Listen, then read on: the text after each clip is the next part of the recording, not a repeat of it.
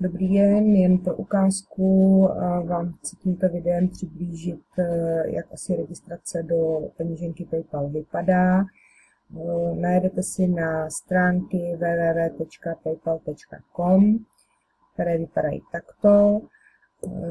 Zde naleznete tlačítko pro registraci, zvolíte si, jaký druh účtu budete používat. Tento je osobní, tento je pro podnikatele. V případě, že neplánujete podnikat, stačí vám bohatě ten osobní a dát tlačítko Continue. Zde zadáte vaši e-mailovou adresu, doporučuji klienta Gmail. Zde zadáte heslo, nejlepší kombinace malá velká písmena a číslice a zde budete heslo opakovat. Jakož já už registrovaná na PayPalu jsem, tak nebudu dál pokračovat. Nicméně vám doporučím stránky výdělky _klikačky.racx.cz, kde je podrobný návod, jak založit a ověřit PayPal účet, včetně obrázkového návodu.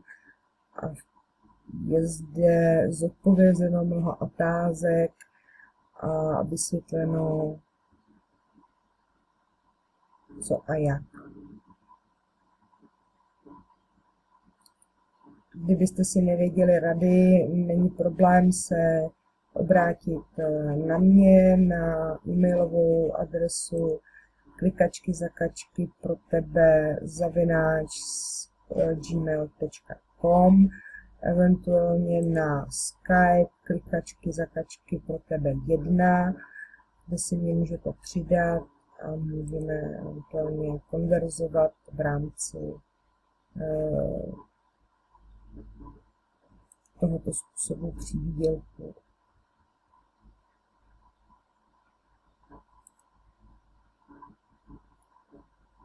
Přeji vám mnoho štěstí. Děkuji za pozornost.